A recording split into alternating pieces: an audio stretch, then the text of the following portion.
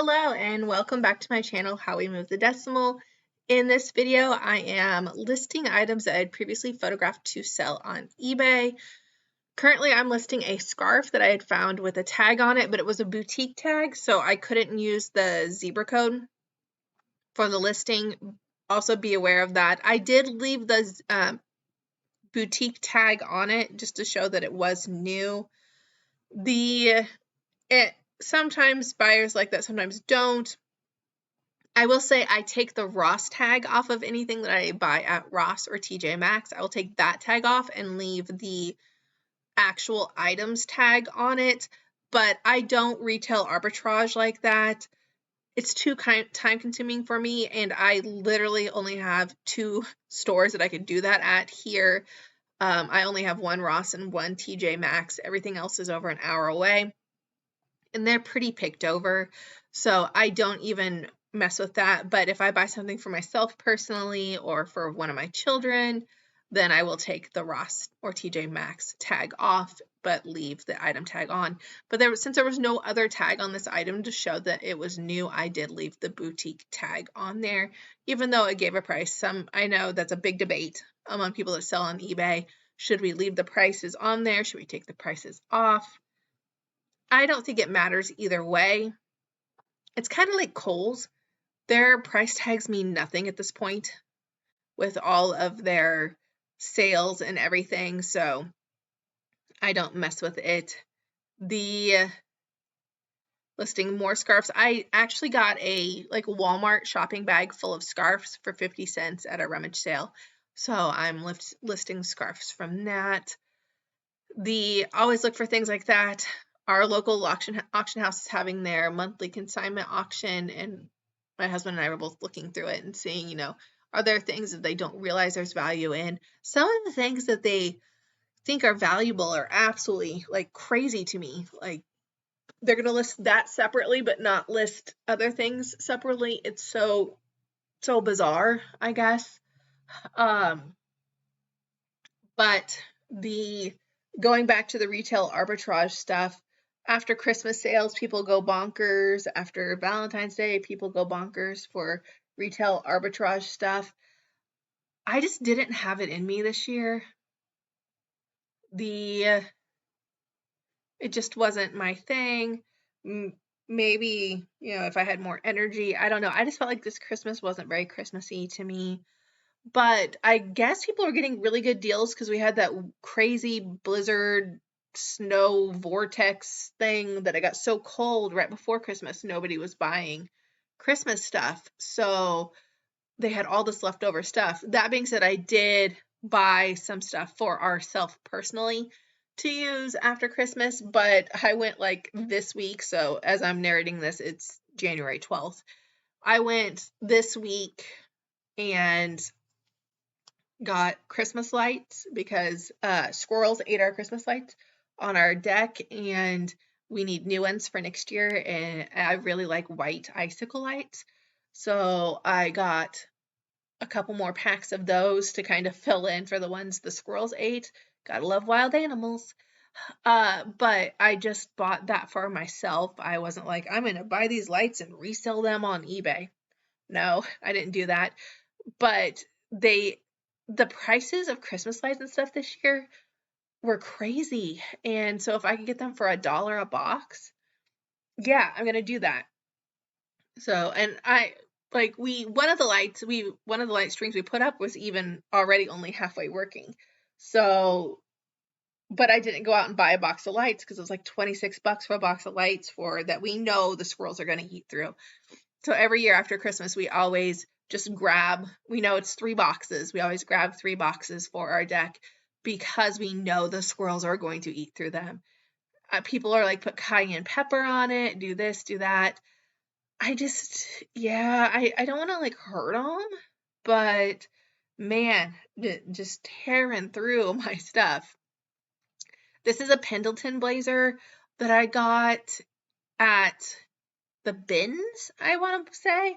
It's 100% wool, and there was a couple spots on it. I will not take clothes to dry cleaners for reselling unless they're worth a lot of money. This wasn't worth enough money for me to take it to a dry cleaner, So I use the Dryl, like dry cleaner stuff, so you can use at home in your own drying, like dryer, clothes dryer. I also have a dry clean setting on my clothes dryer, so I've used both of them before. For this, I did use the Dryl because there was some spots on it. It wasn't just to refresh it.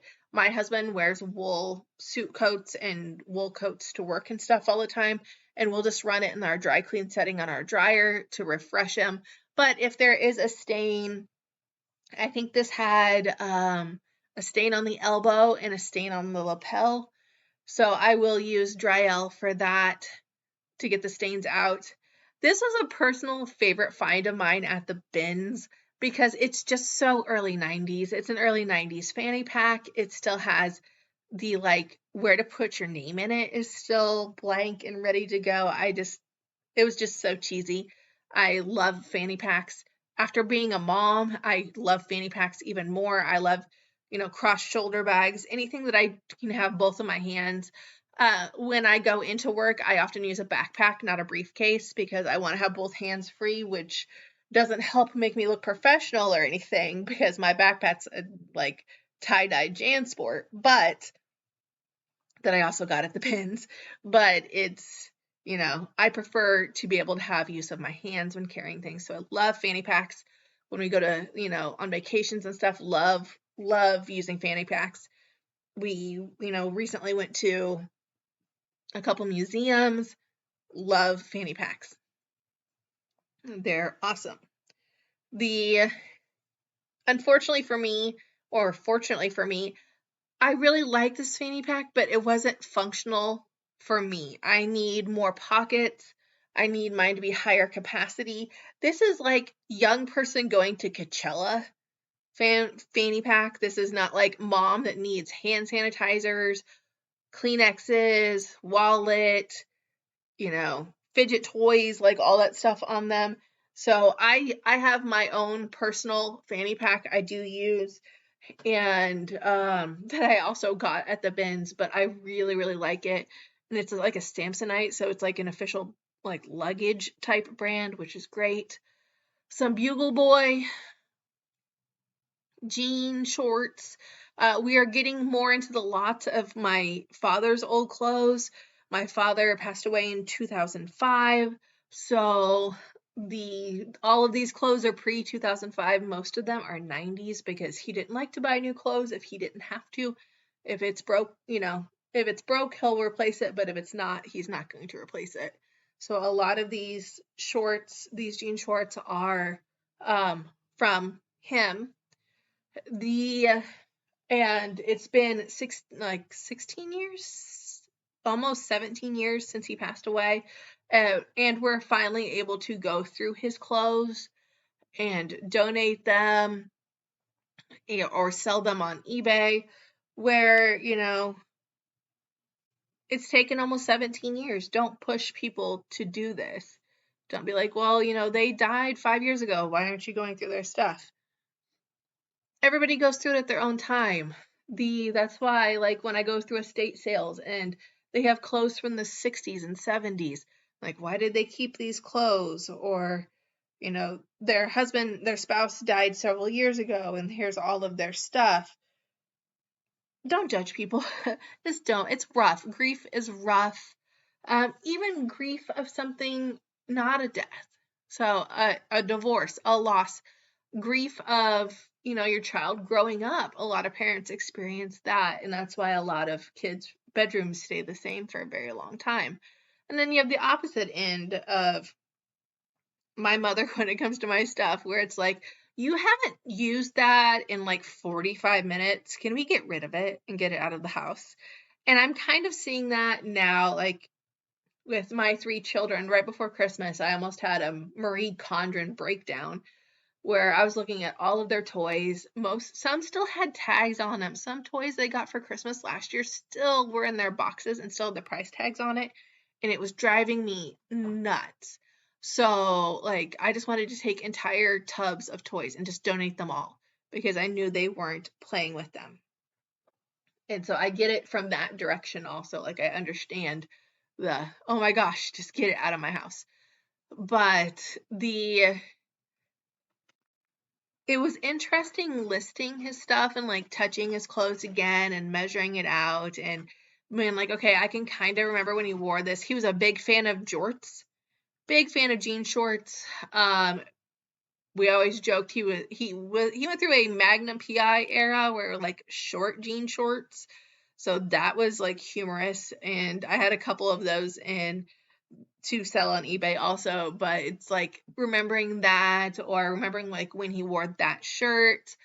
Um, a lot of his shirts were just not sellable because they had stains and stuff on them, or they were yellowed or discolored from storage because they had been stored while in like an airtight container. They had been stored for 17 years in a non-climate controlled area, so there was a lot of discoloration and stuff.